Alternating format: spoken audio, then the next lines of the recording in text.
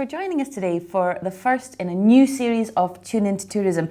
We are delighted to be back, and we're very excited about this new series because we are going to be focusing for all 6 parts on wellness tourism. Some of you watching will indeed be wellness practitioners, or you'll already have a wellness offering, but there'll be quite a lot of people who are coming to this new and wondering what is wellness, and that is the name of the session. So Chris, I feel we should start with that question. Yeah. Tell us, what is wellness? Can you define it for us? Yes, well, as I mentioned, this wellness and wellness tourism has become a real global phenomenon over the last few years, to the point where the United Nations World Tourism Organization, which is the kind of global body for the tourism sector and sector development, they've got a definition that defines wellness tourism as an activity which aims to improve the balance of all domains of human life, including physical, mental, emotional, occupational, intellectual, spiritual. So you've got this big definition, but the reality is it means different things to different people. So for some people it's very focused, so it's yoga, or it's kind of a real spiritual kind of engagement, this kind of centering, mindfulness type exercise. For other people it could just be sort of undertaking physical activities like going for a walk, or want to be by the beach, or so eating better. Eating better, yeah. It's just like like just making small changes to their life that are imperceptible, but would fall into that kind of just change in behaviours and life. Of all the destinations in the world, I mean, if you think about like what Scotland's natural assets are,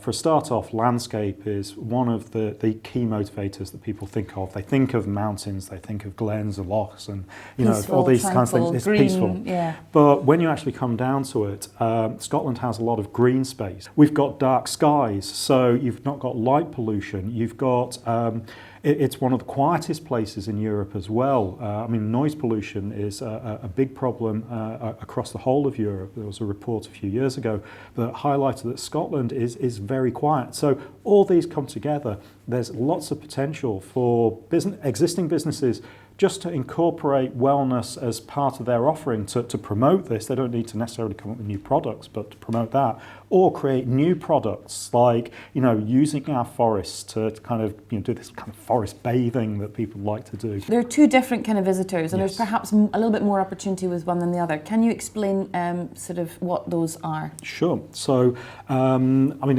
it's kind of self-explanatory in terms of primary people that are coming specifically for a wellness product or experience. So maybe like a yoga retreat. Yoga retreat or an ashram, or they could be coming for a spa break, something like that.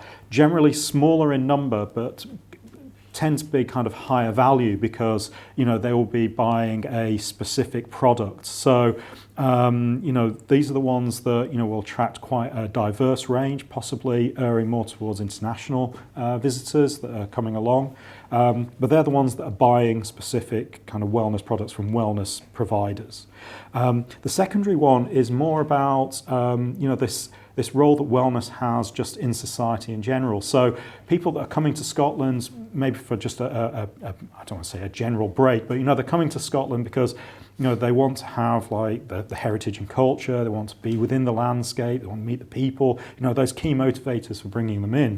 But what they do is they incorporate wellness in little ways. So it could be we're going for walks, we want to be outside, we just want to hear the waves lapping on the beach, we want to hear the winds, and just recenter themselves. So it's not necessarily a conscious decision, but it could be just sort of being one with nature. So, you're kind of recharging yourself. But it could also be simple things like having a really good food experience. So, maybe there's a really good vegetarian restaurant, and, I'm not a vegetarian, but maybe I'm going to just experience that. Or it could be just maybe undertaking a mindfulness course that could be running for an hour or so that they just happen to stumble across, and therefore they're just incorporating that into their everyday lives. They're of course much greater in number and incorporates much more of the kind of domestic market as well as international visitors as well. But it's just that general kind of growth of wellness. So we help people that are injured or ill, just want to get out of the kind of norm, the rat race type thing, to get better and to kind of get rid of this injury, bring their body back into balance and bring it back into alignment. And yeah, we love doing what we do. We want to each and every day take a step towards feeling so much better. So we both started our journey from a very physical point of view, where we had injuries of our own. Kevin used to play rugby, so he was always injured.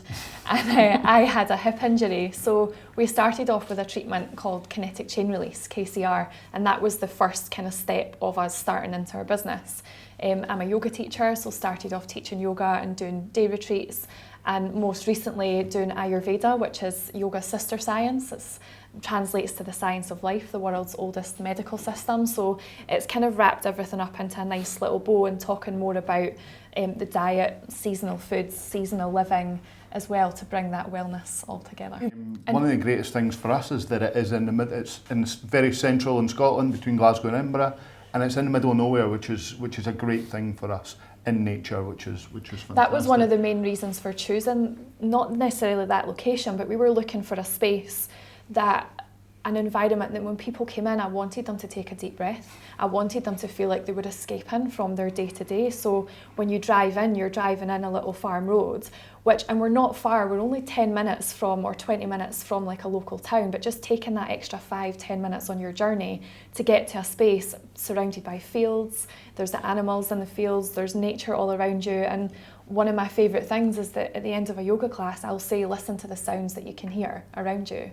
And you can hear the wind, you can hear the rain, you can hear the animals. So it's very peaceful, and that was a big thing for me, that I feel that your wellness is not just about coming and doing the yoga class, it's the environment that you're surrounded by as well is really important. And that is such an asset in Scotland that we have, isn't it? I mean, if you're not too far away from, from Glasgow and Edinburgh, but in the Highlands and Islands, almost everybody is going to be in a position to be able to provide that sanctuary, that space, that the sounds that are different from the city, the different from the fast-paced lives that we all live, to get away from all of that. And it's really focusing on that, isn't it? Drawing attention to the fact that you've got that, and this is something that you could really benefit from. It's so simple. Yeah, and I think what you said earlier, where it is, we need to see it as being such a big asset and not be negative towards the weather, because actually, like, I've fallen in love with Scotland all over again in this season, and I think every season brings something new. You're going on holiday and you want to incorporate some aspects of the way that you live your life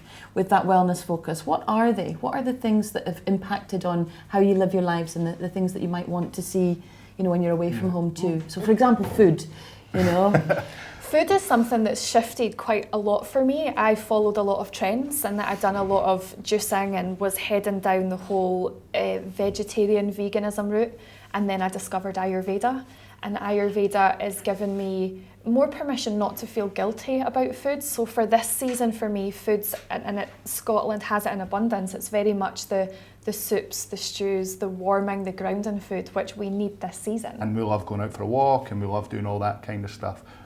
We need to be near the water, because Paddleboard needs comes to get out with in the me. paddleboard. But I always research in the area where is a yoga class, or where there's maybe a meditation class, just so that I can get to experience for myself other teachers, other studios, just other places and different teachings, or maybe a little workshop. So anything that's kind of health-based related, foods, gut health, just to get an experience of what's local as well, and other businesses around us.